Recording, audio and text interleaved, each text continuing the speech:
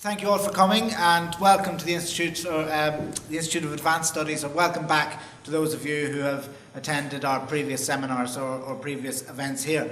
My name is Peter Leary and I'm a junior research fellow here. I'm a historian. My own research interests are international borders, including, but not only the partition of Ireland. My colleague Alison Deutsch and I, who's an art historian and sitting just here, are organising this vulnerability seminar series. Vulnerability and lies are our two research themes here at the IAS this year, and there are lots of events and discussions taking place which are exploring both. As part of this series, over the course of this academic term and next, we will be hearing from a wide range of speakers who will be approaching vulnerability from diverse angles and disciplinary perspectives. This is our third in the series of seminars. We heard previously from Professor Stephen Connor from the University of Cambridge, who spoke about vulnerability in the context of knowledge, stupidity and shame. And last week, I think one or two of you were here, we heard from Professor Jonathan Herring from Oxford talking about vulnerability and the law. And this evening we're very pleased to welcome Dr. Kate Smith, who is here with us. But before I introduce her and hand over to her, I want to give you a quick plug for our next event. Next Wednesday we're going to be back here in Common Ground at 5 p.m. for Keith B. Wagner, who's Assistant Professor of Global Media and Culture in the Centre for Multidisciplinary and Intercultural Inquiry here at UCL. And he's going to be talking about living with uncertainty, precarity, vulnerability and service industry workers on screen. Before that, we will hear this evening from Dr. Kate Smith from the University of Huddersfield. Dr. Smith is a research fellow on asylum and immigration, children, family and well-being in the Centre for Applied Childhood, Youth and Family Research. She also works as a practitioner manager at Women's Centre, Calderdale and Kirklees, which I think she's going to say a little bit more about, developing collaborative and participatory services and projects with women seeking asylum, refugees and new migrants. Her research centres broadly on these areas of migration, asylum and refugee studies, including contesting the inequities and inequalities and injustices that coincide with asylum and immigration policies and practices. Her talk tonight is entitled Narratives of Vulnerability, Rethinking Stories about the Figure of the Refugee in Europe. And I hope you'll all join me in welcoming her to the IAS and UCL. Thank you.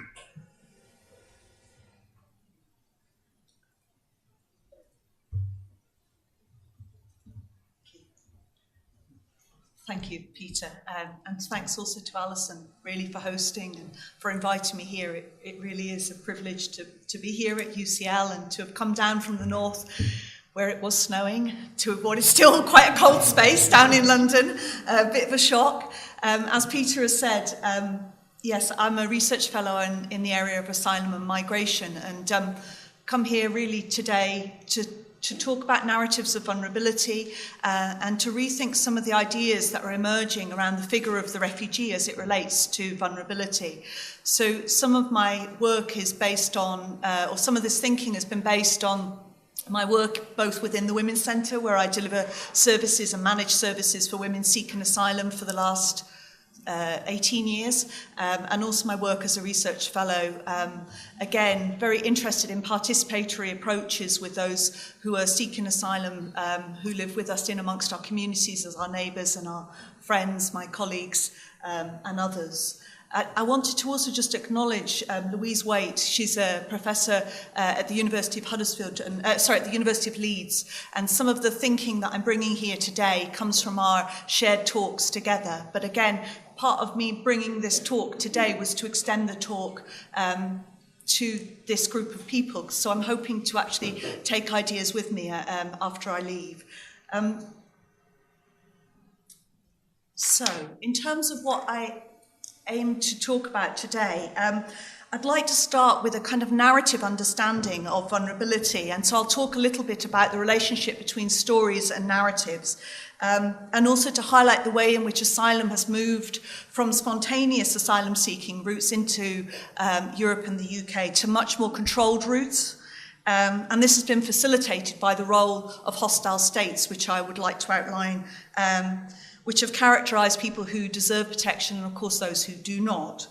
I'm going to drill down and look very specifically at the UK Syrian Resettlement Person Programme, which I think exemplifies the latest hierarchy of rights and entitlements in relation to refugees, but also look at some of the asylum policies that exist that are conditions where vulnerabilities are generated and produced.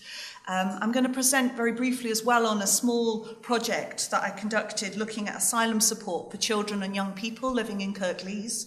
And then offer some concluding thoughts about the consequences really of viewing asylum through narratives of vulnerability. And I've got a number of questions that I wanted to explore and hopefully have a bit of a dialogue with you about. So taking a narrative approach, I start from the assumption that telling stories is something we do to construct a sense of our lives for ourselves and for others. And we tell stories to explain our actions and decisions, to mitigate the ways in which people understand us, and to construct our identities. As Ken Plummer states, different moments have highlighted different stories, and as societies change, so stories change.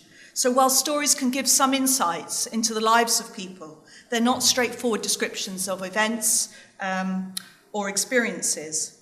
So the articulation of stories is accomplished in relation to narratives, which are socio-political, culturally contextual, historically bound in multiple ways. So now, if narratives do not reflect simply the world in which we live, I would suggest they serve as powerful forms of social control, sanctioning, conditioning, and enabling certain stories, while also censoring, marginalising, and rendering others without credibility. So narratives also produce order to the stories that we tell and hear. So our lives may be constrained or enabled by our own stories and also the storytelling of others about our lives. As patterns of migration shift over time, so change the stories we can tell. So what do we know about migration? What do we know about asylum stories? And where are the narratives to those stories? So this is a copy of my passport. Even though the sense of who I am might extend beyond citizenship and nation borders, this document has meaning.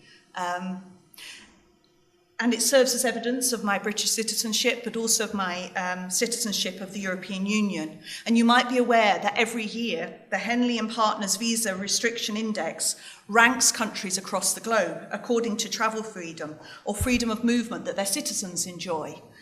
And in 2017, British citizens had visa-free or visa-on-arrival access to 173 countries and territories. Countries at the top of the list include Germany, Sweden, and it might be no surprise to you that countries at the bottom of that list are Syria, Iraq, Somalia, Pakistan, Afghanistan.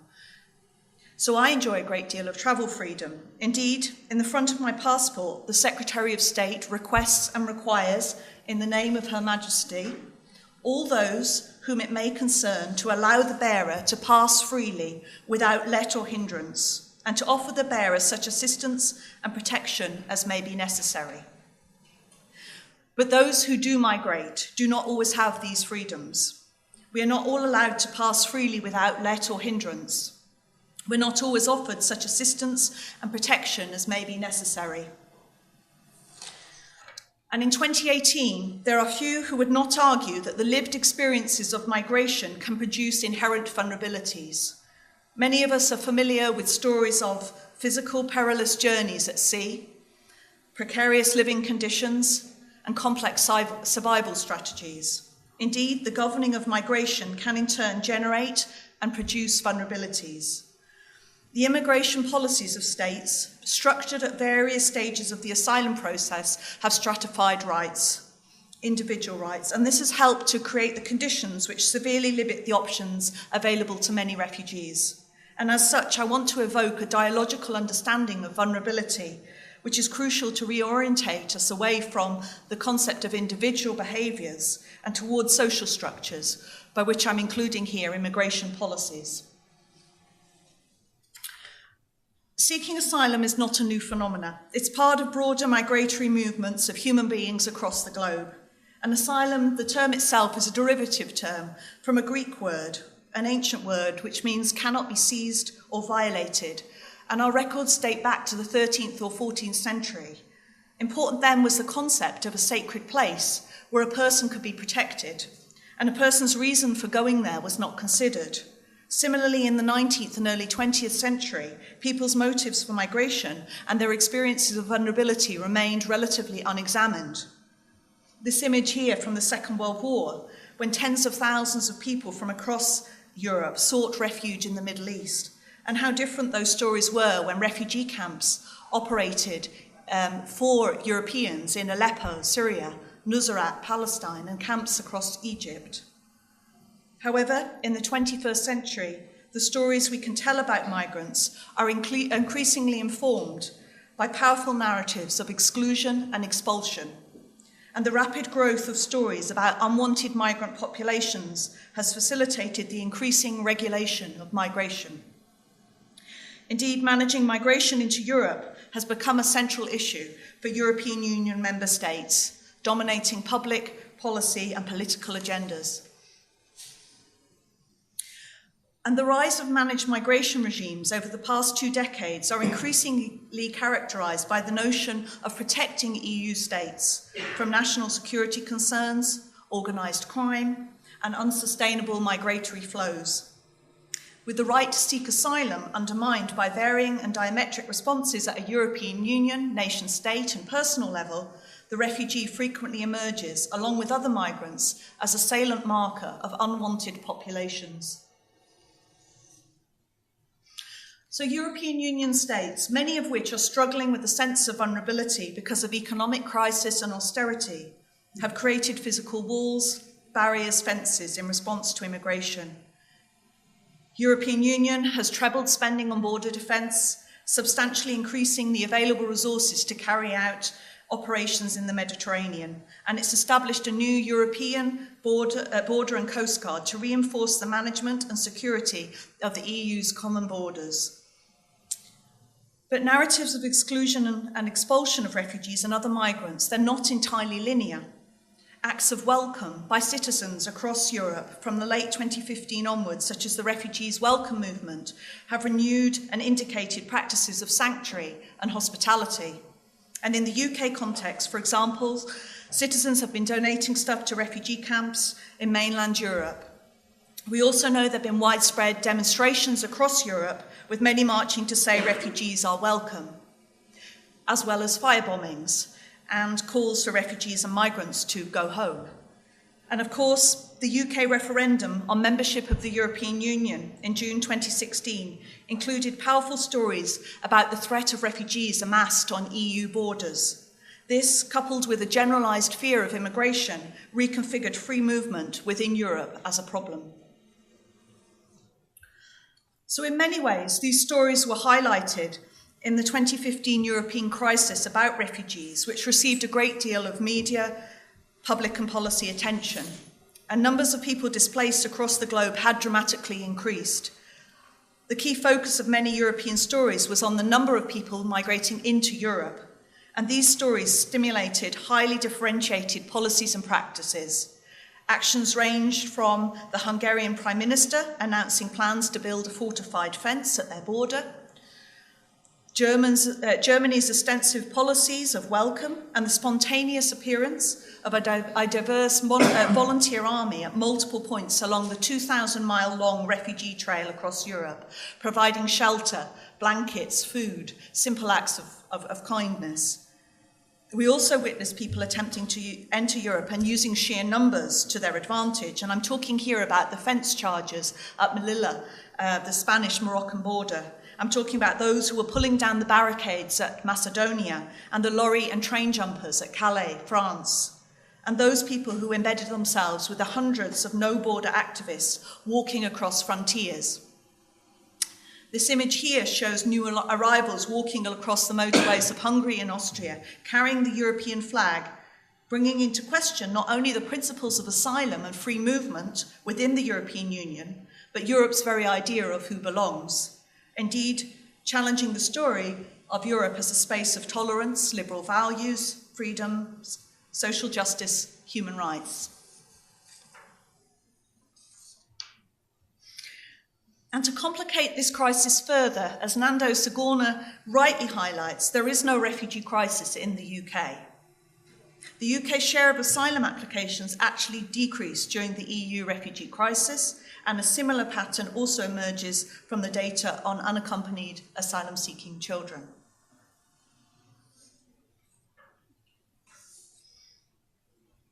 However, in a unilateral approach to broader discussions about a potential European-wide response, on the 29th of January 2014, the former Home Secretary Theresa May announced the Syrian Vulnerable Person Resettlement Programme. And the story underpinning this policy was that the programme would provide a route for selected Syrian, or rather vulnerable Syrian refugees to come to the UK. The government attempted to legitimise the programme by saying it would prioritise Syrians who were refugees and, from a number of specific categories, considered the most vulnerable. These were victims of sexual violence and torture, the elderly, the disabled. And there was no fixed quota at the time. The government announced it expected to receive about several hundred over the next 3 years. Of course, such resettlement programmes are not new to the UK. Similar programmes have been implemented periodically in response to specific crises. But what was new about the Syrian programme was the additional categorisation of the most vulnerable. And of course, relocating vulnerable refugees from across other parts of the world does nothing to address those people who are displaced within Europe.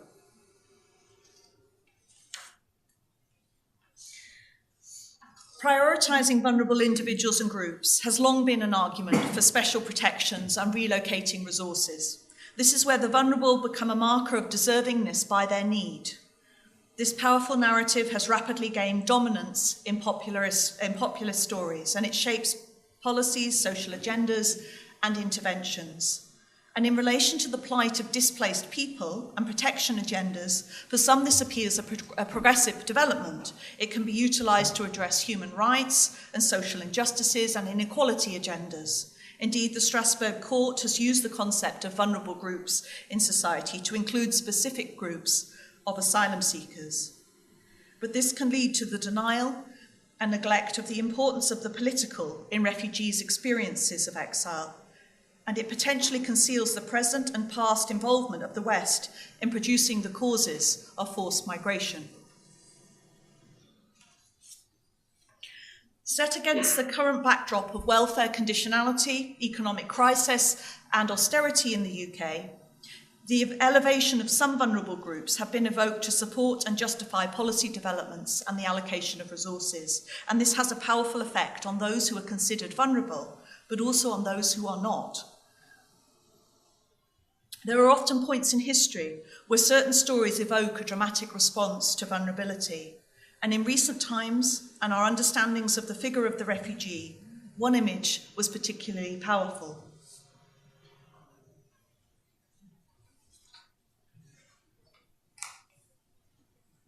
On the 2nd of September 2015, the drowned body of a 3-year-old boy, Alan Kurdi, was found washed up on a beach at Bodrum, Turkey. And photographs of Alan's body, taken by journalist Nilüfer Demir, rapidly became iconic images. And researchers at the Visual Social Media Lab in Sheffield have discussed how these images changed some of the stories that were generated about refugees on social media. For example, Proctor and Yamada Rice engaged with one specific element of the photographs, Alan's shoes, which they suggest became a visual symbol of his helplessness and need for protection, a story that indicates both vulnerability and innocence. These photographs emboldened a narrative of compassion across Europe in relation to Syrian refugees and children. And it was not only a narrative evoked by law and policymakers, but it was also told by pro-asylum organisations and advocates. But stories can be fragile, and the narrative of compassion was violently disrupted by the terror attacks in Paris on the 13th of November 2015. It was reported that a passport belonging to a Syrian refugee was found at the scene. So for refugees, long synonymised with the vagrant, criminal, illegal and bogus, there was now another story, potential terrorist. As Thomas Nail points out, every refugee and migrant has now explicitly become a potential terrorist and vice versa. Two figures have been transformed into the other's virtual double. The migrant is a potential terrorist hiding in the crowd of migrants, and the terrorist is a potential migrant ready to move into Europe at any point, at any moment. So undoing much of the narrative of compassion that arose with the image of Alan Kurdi and his death, the enduring story that the refugee could be a potential terrorist served to justify an increasing restrictive and regulatory function in UK immigration policy. Whilst the UK announced it would extend the Syrian Vulnerable Persons Programme and relocate 20,000 Syrian refugees by 2020, it reinstated the programme in the face of criticism that the UK government was doing very little for those people currently displaced across Europe.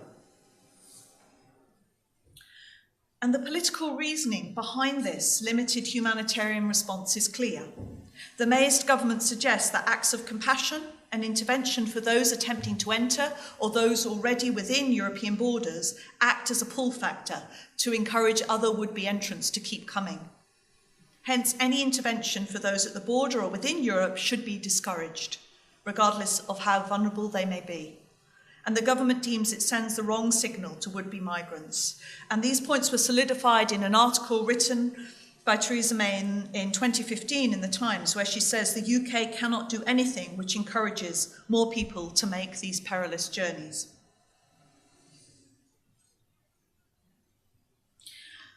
So, using the United Nations High Commission for Refugee Vulnerability criteria, which is what's applied for the resettlement programme, in terms of the Syrian Vulnerable Person Programme, priority is given to those people who are assessed to be in desperate need of assistance and cannot be supported effectively in their region of origin. Of course, the introduction and the expansion of this programme has reconfigured the concept, therefore, of the refugee through notions both of vulnerability but also deservingness in distant places. And the story of the figure of the vulnerable Syrian refugee is of deep concern for a number of reasons, no less because it undermines the Universal Declaration of Human Rights, which guarantees each and every one of us here the right to seek asylum. Also, in signing the 1951 Refugee Convention and the 1967 Protocol relating to the status of refugees, alongside other European asylum instruments that protect civil, political, economic and social rights, European states explicitly acknowledge the imperative of offering protection to refugees within their nation borders. Therefore, prioritising and elevating the vulnerable refugee excludes certain refugees from even being recognised as refugees. And this violates the principle of non-discrimination, including on grounds of nationality and equal protection of the law that's contained within Article 3 of the Convention relating to the status of refugees. And more recently, new stories about the vulnerable are emerging and continually narrowing protection for refugees. In February 2017, The Independent reported that the Home Office has been refusing to consider applications from children with disabilities since at least the beginning of 2017. The United Nations has confirmed that the Home Office has paused new referrals from people with mobility problems and learning difficulties. These refugees are considered too vulnerable and, as such, undeserving of protection within the new asylum policy developments. So whilst narratives of vulnerability can bolster those who are seen to be the most vulnerable and also solidify their deservingness because of vulnerability, they can also be used to construct and sanction an exclusionary narrative of vulnerability that is actively depriving and systematically disentitling many refugees from protections, rights and resources on the very basis of vulnerability. So the process by which narratives are constructed and the purpose that they serve have very tangible consequences for those who are seeking asylum. Indeed, in August 2017, The Independent reported that only 5% of refugees who've been resettled through the Syrian programme have mobility issues or special educational needs or other disabilities. Yet findings from research with Syrian refugees in Jordan and Lebanon suggest that at least 30% of refugees have specific needs. They identify 1 in 5 refugees is affected by physical, sensory or intellectual impairment, 1 in 7 is affected by chronic disease, and 1 in 20 suffers from injury, with nearly 80% of those injuries resulting directly from the Syrian conflict.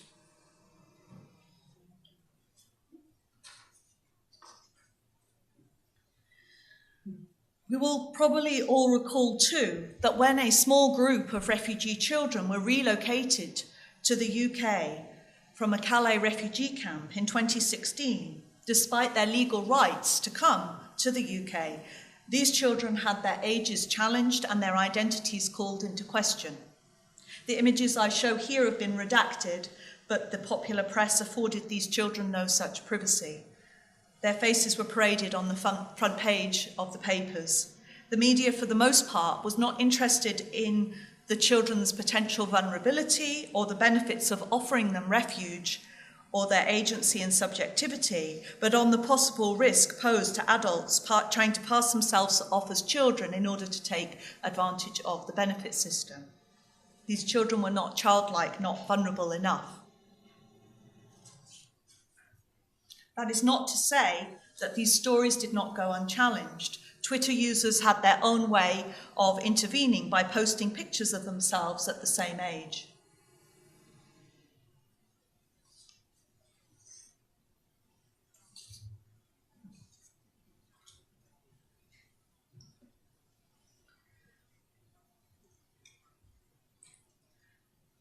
So in the UK, 2 main routes into the UK have emerged.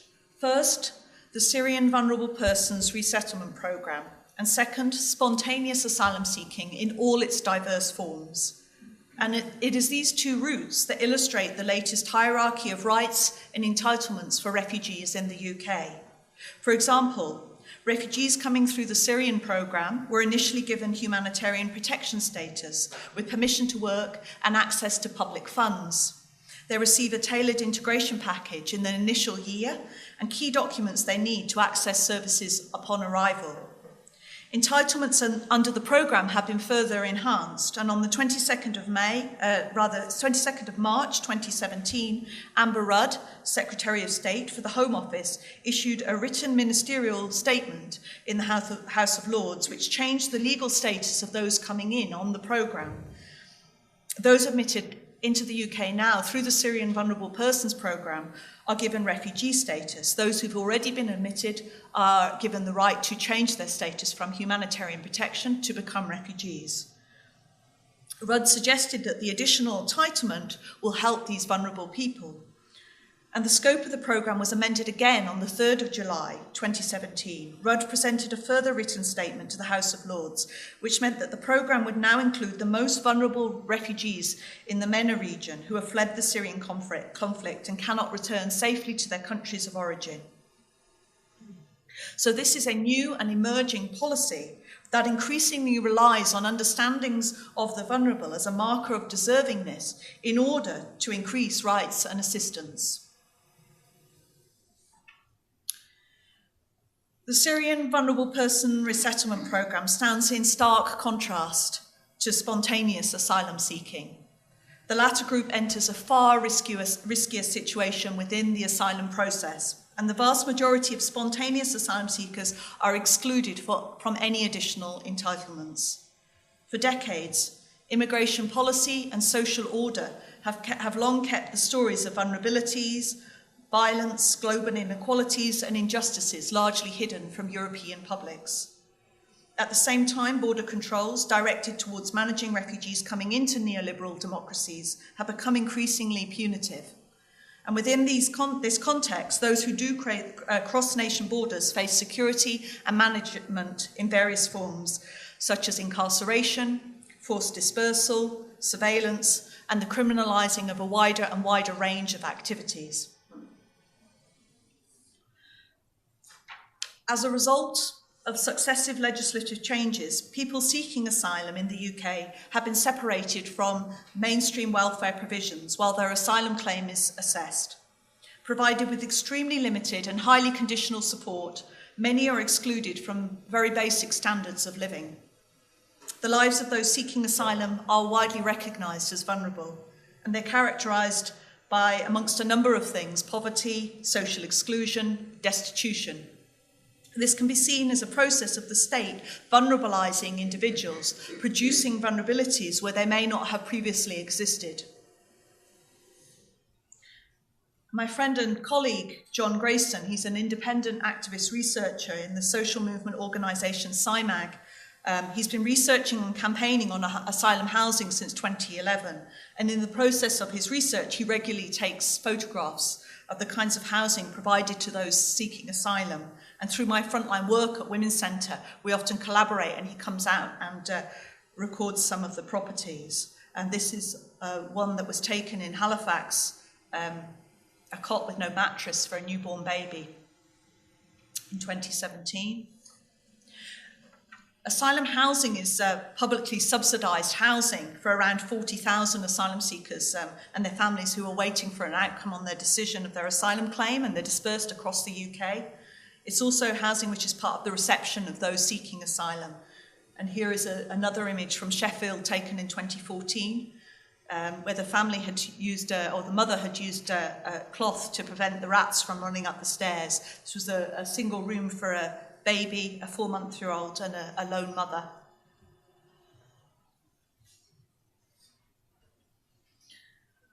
And since 2012, housing and transport contracts for asylum housing were awarded by the Home Office to 3 private security companies, which include G4S, the largest security company in the world, Serco, a security and defence industry company, and the smaller company Reliance. None of these companies had any previous experience of social housing. Prior to this, it was mainly local authorities who provided accommodation to those seeking asylum. This is an image here from a shower in a hostel which houses 12 mothers and 11 babies and toddlers. It was taken in March 2015, again in Yorkshire and Humber region.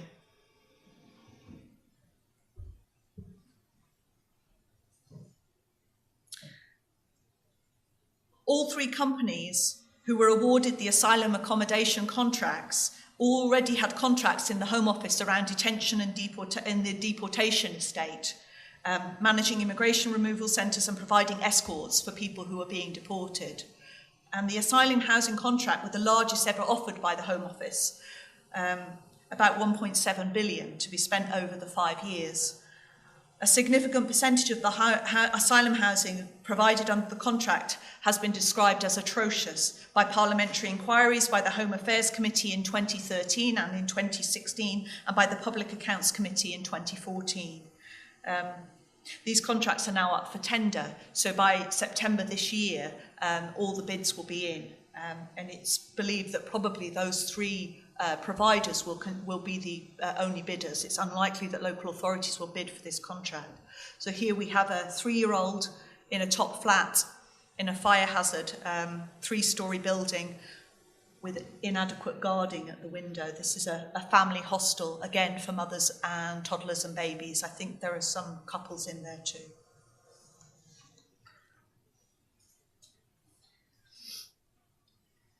Indeed, there's a long-standing and growing body of evidence in the UK about the vulnerabilising effect of multiple and intersecting aspects of the asylum system. For example, the parliamentary inquiry of 2013 into asylum support for children and young people stated that successive UK governments have failed children. By delivering an asylum support system that keeps children in poverty, the government denies asylum-seeking families the resources they need to even meet basic needs. And in response to the parliamentary inquiry, Dr. Kelly Lockwood from the University of Salford and myself decided to run a small research project and take a very localised approach to what was happening in Kirklees in 2015. So we ran a focus group and a number of in-depth interviews with mothers, asking them about asylum support provided by the Home Office in relation to the needs of their children and young people. One of the themes to emerge out of that work was the vulnerabilising of children and young people in terms of their essential living needs. So the mothers who were interviewed told us they often had to decide between whether to provide food for their children or pay for other things. As Yai told us, we don't even have like 3 meals a day because everything is expensive. With that money, we have to buy the soap, the cleaning materials, bus pass money. So sometimes we have to cut on the food. There were particular challenges as well of living on what's known as Section 4 support. Some of you might be familiar with it. It's a cashless form of support, and it restricts shopping to certain designated retail outlets, which frequently do not sell a range of culturally specific food, and they're certainly much more expensive than local markets. As Jane said, want my daughter to know her culture, but can't buy her the food. Women also told us they were unable to pay for essential clothes for their children. Clothes I get from charity, not charity to buy, can't go to the shop to buy the dress. I just have to survive with the second-hand clothes, said Jane. And while some clothing could be acquired, underwear proved a very sensitive issue. I go to Primark for knickers, but the bras, I don't buy bras. I cannot afford bras. I cannot afford them because the cheapest bra you get is £5. I'd rather get a second-hand bra and give it to my daughter. A culturally specific element of mothering can be a mother supporting her daughter's transition from girl to woman. And for Yai, being unable to buy a new bra generated immense feelings of vulnerability and anxiety and distress. Access to healthcare was a further theme, owing to financial limitations and immigration status. As Shanaz told us, I can't even get the Health Start vouchers. I can't get the vouchers even for baby. I don't have money to buy even paracetamol. I remember there was a time when I fall on the stairs. I was going to physiotherapy every week. Where am I going to get the money? Such restrictions cause avoidable hardships and vulnerabilities, impacting the physical and mental health and well-being of asylum seekers. And the theme of poverty ran across the mothers' stories. Mothers struggled to provide basic educational resources for their children, such as books and stationery. School uniform and school trips placed an additional financial burden on the families. Those seeking asylum were also dispersed on a no-choice basis, and while seeking asylum, families may be moved multiple times. The associated vulnerabilities caused by these disruptions were all factors affecting their children.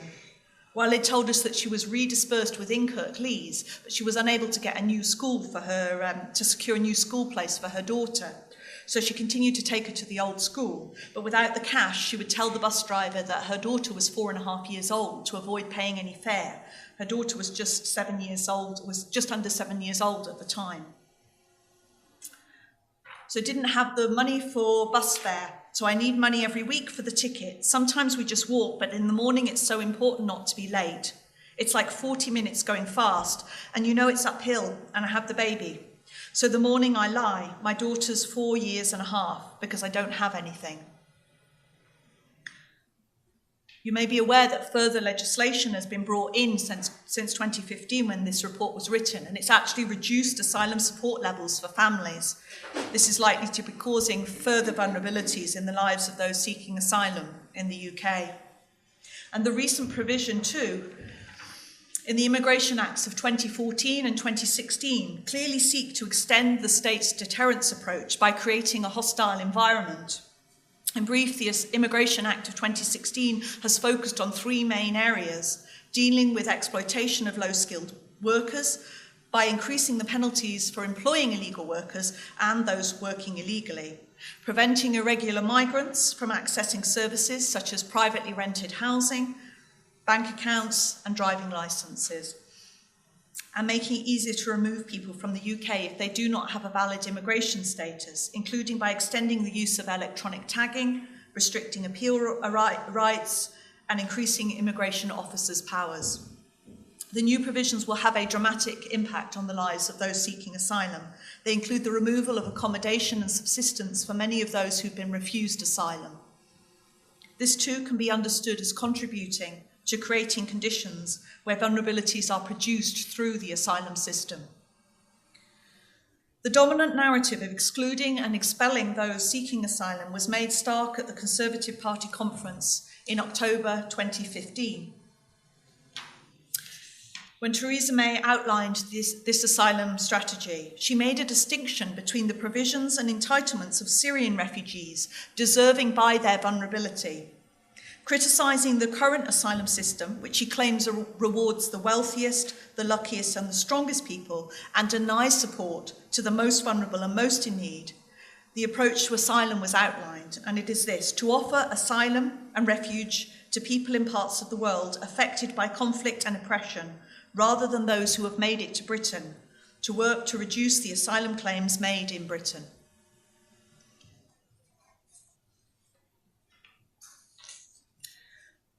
So to just draw together a few points here now, I've sought to shine a light really on the idea of narratives of vulnerability in relation to the figure of the refugee. And these are narratives that I think map onto divisions between the deserving and the undeserving refugee. And they reinforce the notion that vulnerable refugees from some countries are deserving beneficiaries of protection, whilst others are not. So stories of vulnerability are taking on new and emerging meanings. They're reinventing long-standing social, economic and cultural divisions, and they're underpinning policy interventions and developments. They need reassessment, exploration and questioning as they impact on those who are identified as vulnerable and those who are storied as undeserving. But this is not merely an issue of storytelling. The process by which narratives are constructed and the purpose that they serve have very tangible consequences. So whilst we might recognise the lived experience of migration can produce inherent vulnerabilities, it is also the case that the governing of migration, storied in relation to the vulnerable, justified in the name of both security and the refugee crisis, can generate vulnerabilities in turn. I suggest that narratives are central to how the world is understood. And as Plummer states, we need always be mindful of the tales we tell and the tales we hear, for stories have consequences and their documents are our futures. Indeed, the overwhelming policy direction of travel in Europe, especially since the European crisis of 2015 onwards, has been of restrictionism and border hardening, systematically disentitling many refugees from protection, rights and resources. Drawing on narratives of vulnerability has enabled the UK to differentiate rights and narrow the protection space for refugees. We see a state-driven momentum away from spontaneous asylum seeking to the creation of controlled routes of entry into the UK for a specified and limited number of refugees. Through narratives of vulnerability, the rights of people to seek asylum is undermined, and this reflects an insidious shift in refugee regulation and management. Narratives of vulnerability are being employed as a morally informed justification device for stronger social control mechanisms and governance. And this approach functions alongside multiple aspects of the existing asylum system, which generate and produce vulnerabilities where they may not have previously existed.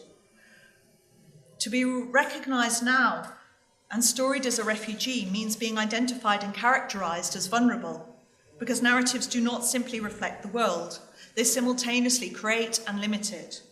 And there are significant risks by simply working with dominant narratives that exclude and expel refugees, including those who are deemed too vulnerable. I suggest we challenge and disrupt those narratives and refute the notion that refugees constructed within the narrative of vulnerability are somehow more deserving than others. It's crucial we reconsider and rethink stories about the figure of the refugee, because narratives produce borders. They are not only physical walls and fences, they are spaces of non-rights, reduced citizenships. They are places of degrading and dehumanizing stories. They are a place where the vulnerable have become a marker for the brave new world of refugee policy. Thank you.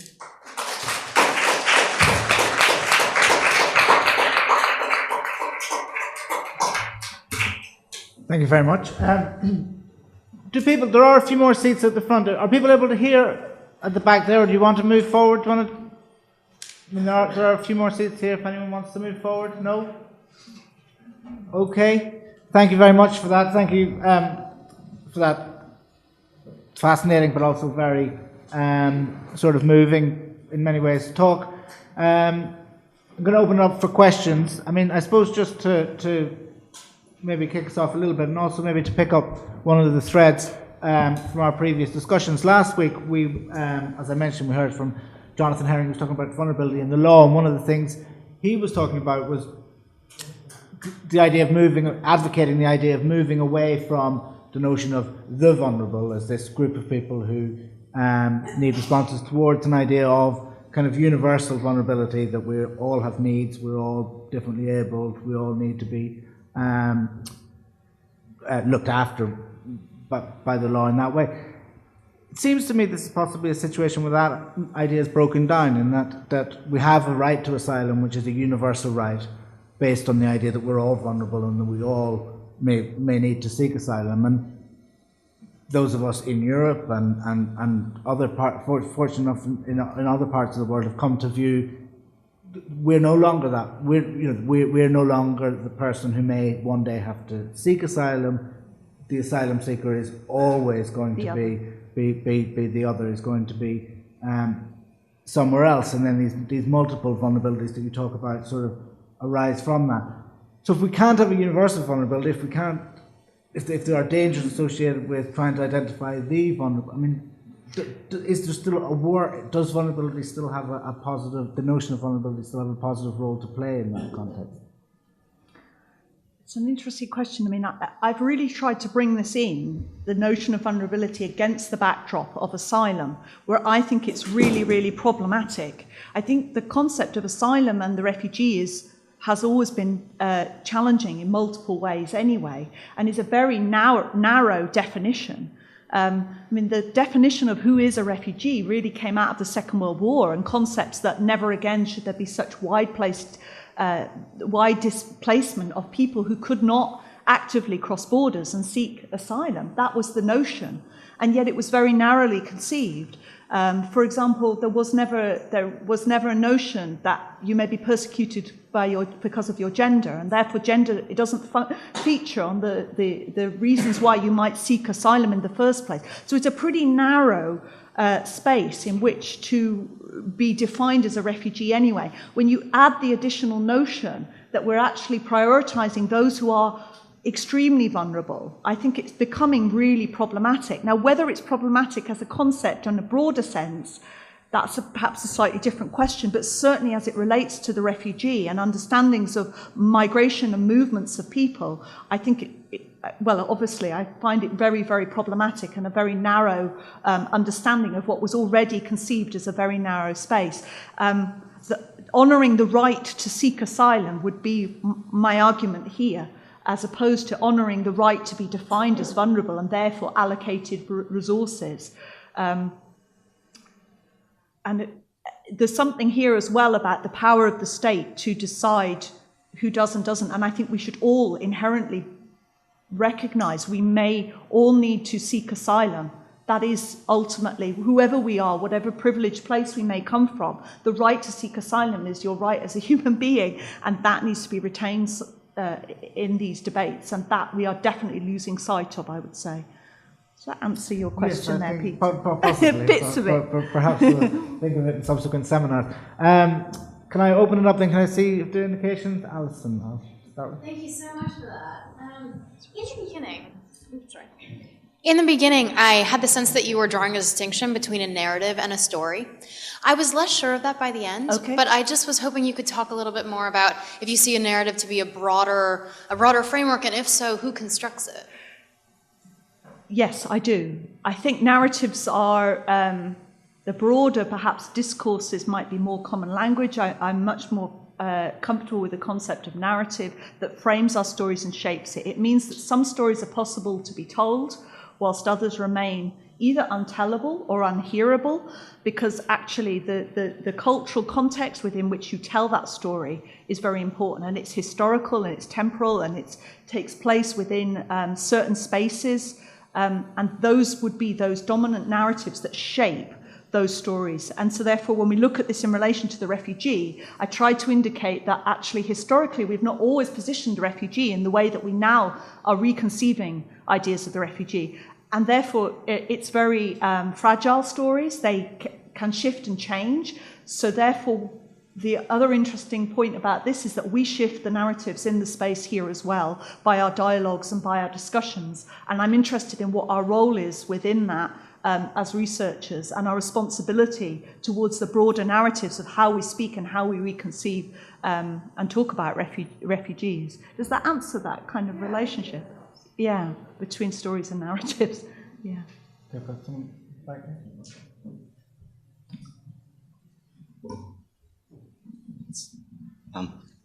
Thank you. I'm Rocky from King's College London.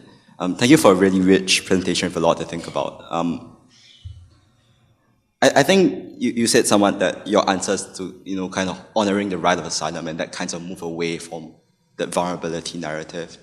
But it seems to me like at some point in what you're presenting, I wasn't sure whether the problem was vulnerability itself or the rights regime more broadly.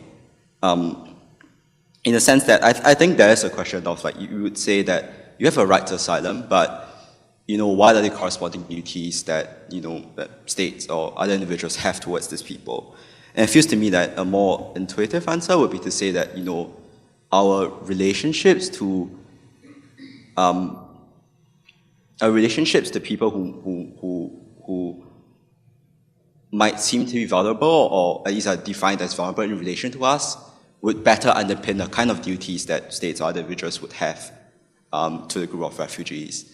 In the sense that using vulnerability as a lens allows us to recognize the way in which there are certain kind of power relations between people and borders. So I think that's where like, vulnerability becomes useful in that sense as a concept. And to pick out one thing that you kind of pointed at the start towards the start of the presentation is that you said that states are also in some sense vulnerable to this large influx of people. And that's really interesting because like then there's a certain kind of description, like can the state be vulnerable in a sense? Or are you really pointing to, individuals within the state? And going back to the question of, a claim to universal vulnerability, that everyone is vulnerable. I wonder if, just need to formulate this. Can we really allow states to claim that they're vulnerable in that sense? One possible analogy would be to say that, for example, in the pushback against multiculturalism in the States or everywhere else, you can say that, white people are also vulnerable to the claims that, other races have, or, to affirmative action and things like that makes us vulnerable as well. And in some ways that makes that once you open up the claim to vulnerability to as a universal claim, I think like a lot of these questions come in, like that seem intuitively problematic. So I wonder what would actually as a political move to say that, to build solidarity between people, or is there something more like that? A lot there. I think one of the things I'm interested in is the ways in which narratives come to dominate, whether they're a reality or not, whether states are vulnerable or aren't. Claiming vulnerability has enabled certain behaviours at government levels to be made. So an example, I'm not quite sure if I'm quite answering what you say, but it was making me think. So I would say, for example, you're probably familiar with the idea of the Mediterranean coast, the whole issue of the Mediterranean being policed, and the concept that if you prevent people from actually entering nation borders, and how would you justify this? How would you say, when we are all aware through social media and other reporting of the numbers of deaths that are happening? I mean, I think we're looking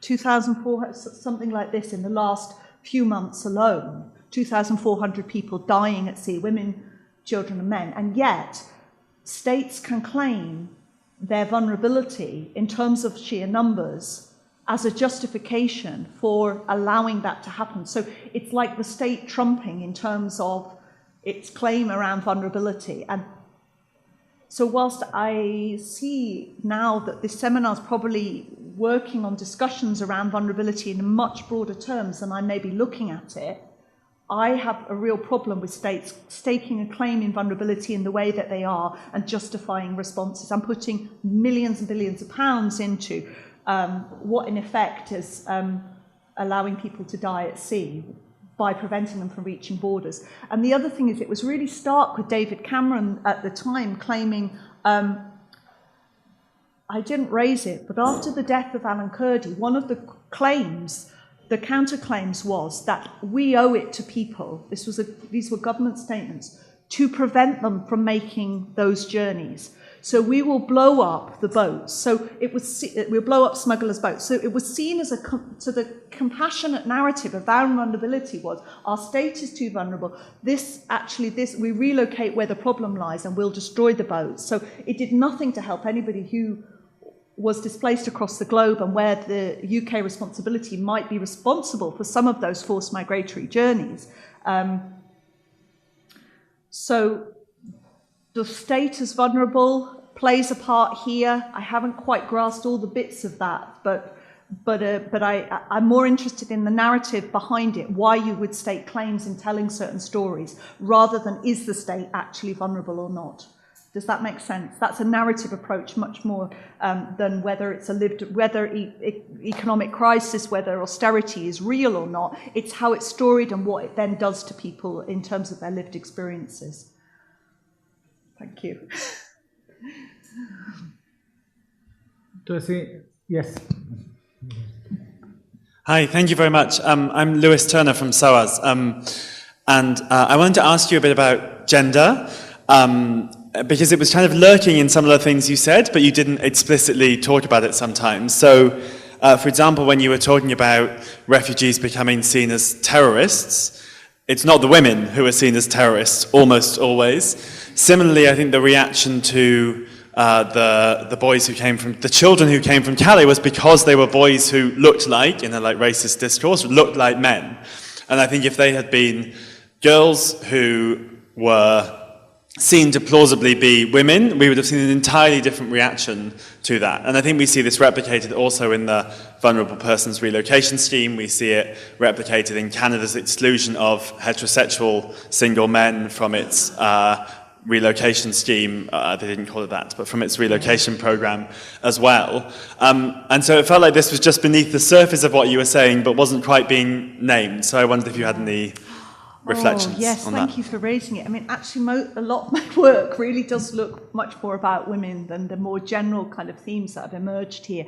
And I think one of the issues, well, in fact, I feel like you've almost said it, the invisibility of women in this whole discussion is, it's marginalised and overlooked. So what you have is fears of young men, I think, again, exemplified through the kind of repeated media stories around the Calais train jumpers. Again, the images of, when I talked about the Melilla at the Spanish-Moroccan border and Macedonia pulling down the fences, these are largely conceived as young men. And then, again, the notion of the potential terrorist, again, synonymous with the male. And children, for the great part here, have kind of come through where I would say that even 5 years ago we were not talking about children in the way that we are talking about children seeking asylum more now than we were before. But where are we talking about women? We're only talking about women really in relation to being mothers within family units,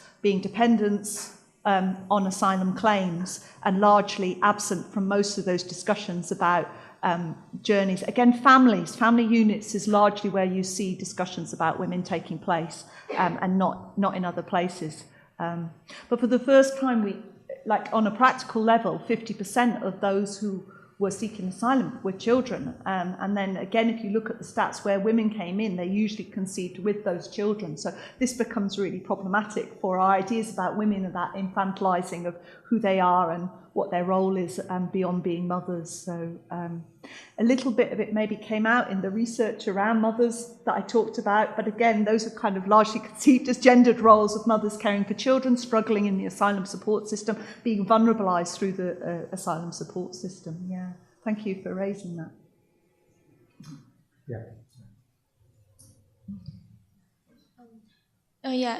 Just in relation to this this last point, I was thinking how much women are vulnerabilized. Yeah, not really just in terms of refugees, but in daily life. I mean, for example, if a woman walks home alone at night, she is considered more vulnerable than if a man does the same. So, is this also something for which the state is responsible, or do you see that as more something related to our culture? Are we all responsible for considering women more vulnerable, or should we keep doing this because they actually are? They are more attacked. What do you think?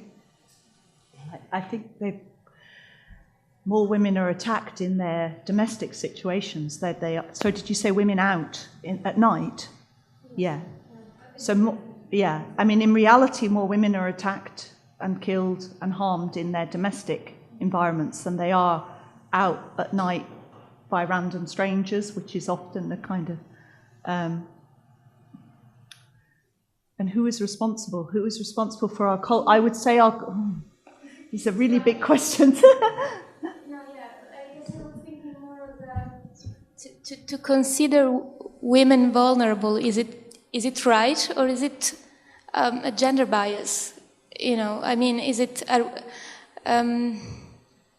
Yes, that's, I guess, was a question. I think it's probably both. I think it is a gender bias, our concept, but I also know that 2 women are killed every week in the UK alone by people that they know. And the stats are disproportionate in terms of domestic abuse and violence, in terms of sustained violence against women and multiple attacks by people they know largely. So we know that there's a lived reality to a cultural context as well, in which we locate and make sense of who women are, including as ourselves. I think starting from a concept of vulnerability as innate in somebody I mean, I'm an utterly believer in narrative work and constructionism, so therefore I do not believe anyone is innately anything. I think we are all born into our contexts and our social situations, and that is fluid and it changes and it can be changed, and we can struggle for that, and we can shift narratives, and we should be disrupting them, we should be changing them, and it is everybody's responsibility. And at the time, I believe power is more fluid than we sometimes perceive it. So I know I did talk quite often about broad brushstrokes when I talked about the state, but I was trying very much to map that to policies rather than just concepts of the us and them ideas. So not answering this as clearly as you want, because I think it's much greyer and it's a place of undigging and discussion, really. Yeah. Thank you. Okay.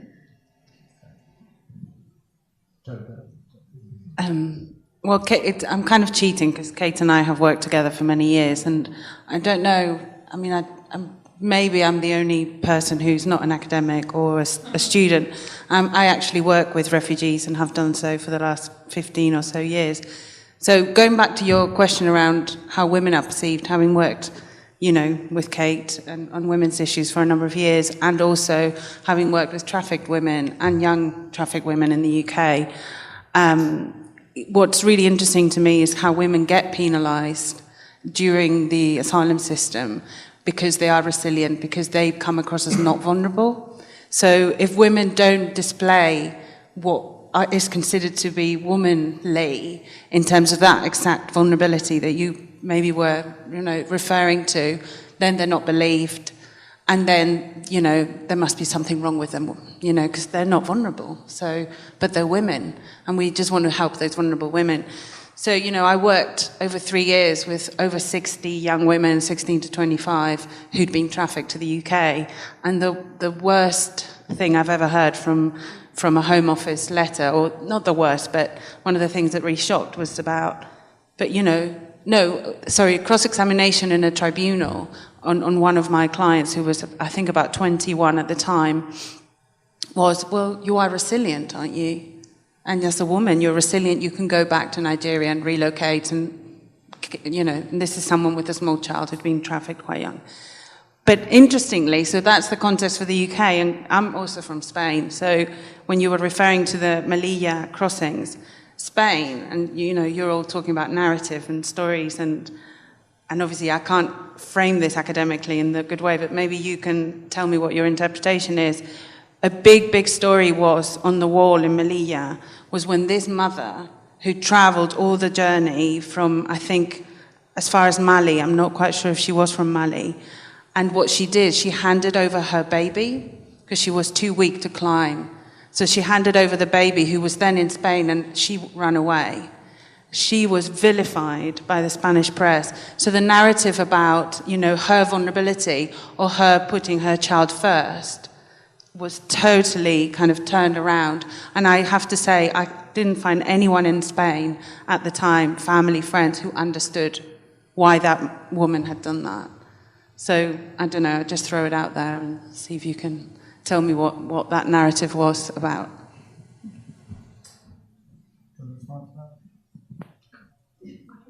I feel really moved by that story. Thank you for sharing it, Carolina. Yes, thanks. That's okay. I'll just speak very loudly. I need to look at my notes, otherwise it will lose the plot. Okay. Thank you. No, that's okay.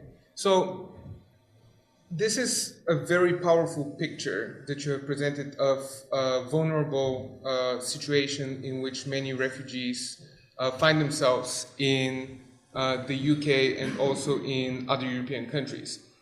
But staying with the theme of narratives, I think that the pointing out of vulnerability is itself a type of narrative construction which has a lot of ethical and moral associations. And I think that the narratives that are circulating within Europe and also elsewhere are actually quite divisive. So the left and the right both have very specific narratives that are fundamentally opposed to one another.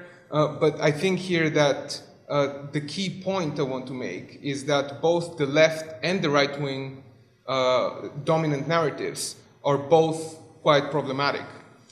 So, for example, if you take the left-wing narrative of acceptance and hospitality and you try to universalize it, then that would lead to quite substantial challenges. So, for example, one recent critique of the German policy of accepting refugees has been to point out the fact that people who make it over to Europe are precisely the least vulnerable. So they're usually people with money, because it's money that enables them to make the trip over, and they're very often people who are also quite educated. So, for example, a very large proportion of Syrian doctors now live in Germany. The same thing for engineers. And then the question becomes, what will happen with, for example, Syria after the war, when it has to be reconstructed, if most of its doctors and most of its engineers are in Europe, and chances are that they're not going to go back.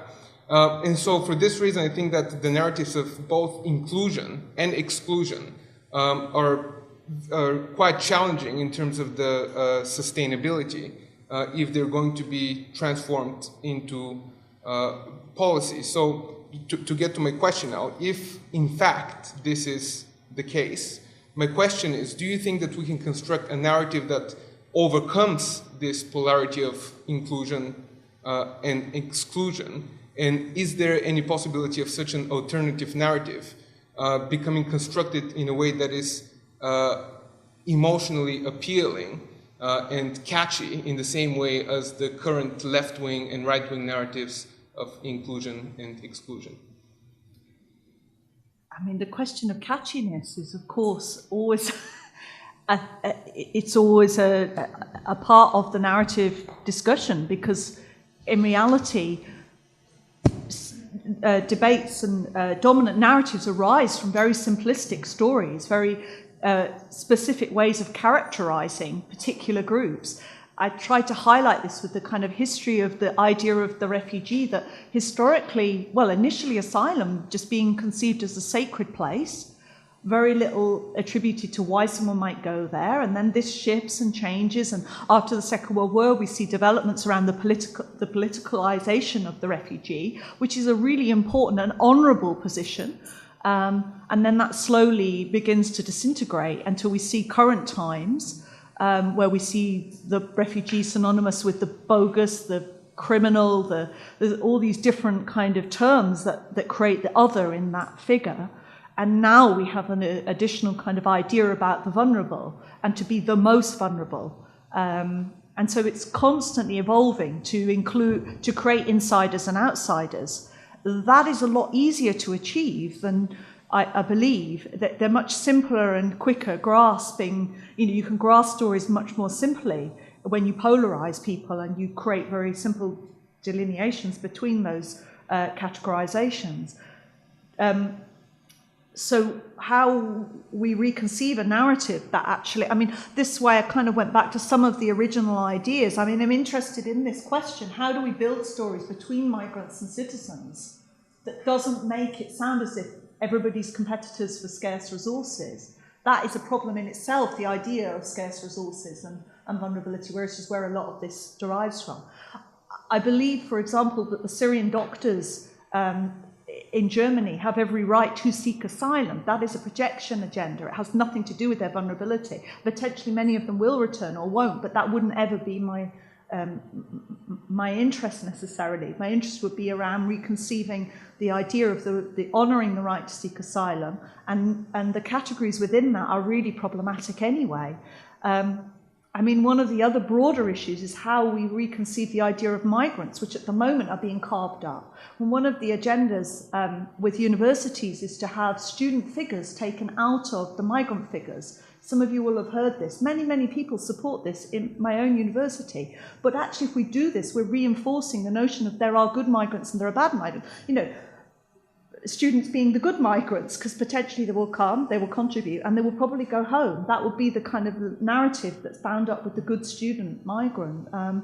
So I'm not elevating refugees above other categories of migrants. I think the whole idea of movement is quite problematic, and how we reconceive a narrative is something I'm interested in, how we shift the narratives. I don't know beyond disrupting them at the moment. I don't have another answer other than that we reject the ones that are on the table at the moment. Okay, I've seen four indications. If you're okay, yes, fine. I'll take two at a time. I've got someone at the front here, and I've got someone at the back, and I've got Hannah and someone else at the back there. So this is maybe more of a comment than a question, I'm not sure. But you were briefly talking about age, and I think that's a particularly anxious point, at least from the context that I know best, which is Norway.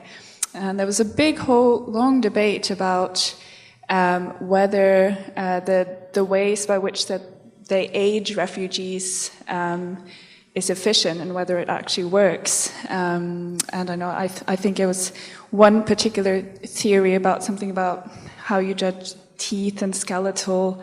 And it was a big, long debate, which really caught on to a very central, I guess, kind of anxiety about who is vulnerable, and that it's very age-specific.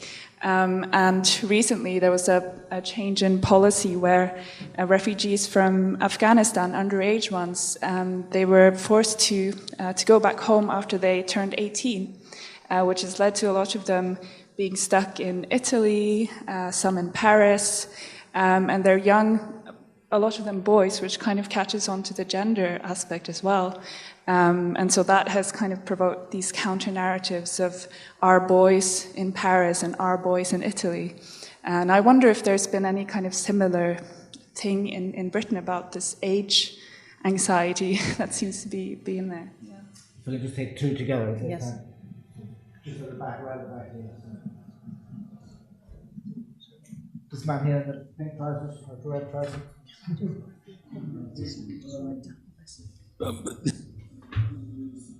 Fragmented sound takes, like a jazz piece, I guess. The first one has something came to my mind when you and it is to do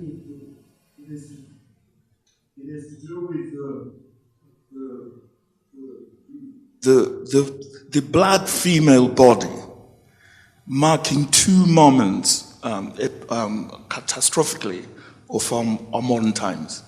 The first is the body of the black woman being thrown overboard in relation to the Atlantic. The second is on the back of a lorry traveling from Eritrea, ending up drowning in the Mediterranean. And the two things, what made me think about that is to think about the question of what we're discussing, what drew me to discussion, as a way of marking conjuncturally our time. That's the first. The other one is I guess, trying to think with Gertrude about the female body as the sort of absolute mark of borderliness, or borderless world, a borderless world. And what those two things have said enables us to reframe a discussion about narrative. Right? Unless we continue to mark it that way, we continue to come back to the question of regulation. Yeah?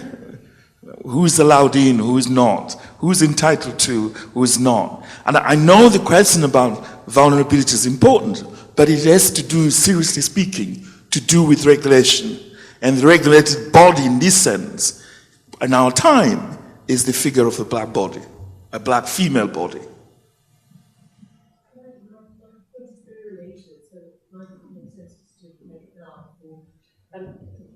Thank you for this interesting discussion. I was thinking about one of the ways in which one might complicate the narrative structures and the theories of narration that you're talking about is to work with the notion of figuration.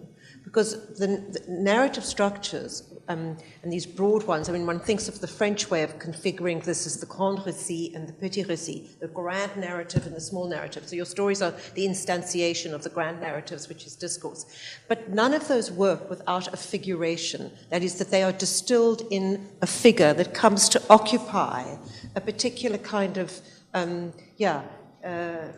distillation of these ideas in a particular body. It's always embodied and it's always positioned historically and it's always contingent. So I think that this idea of what is the figure of the refugee or of the asylum seeker, etc., would bring in all the stuff around gender and difference and all these other aspects of it. So the theory of narrative isn't complete in my view without having some theory of figuration that's in the heart of it. Interested to hear what you'd say about that.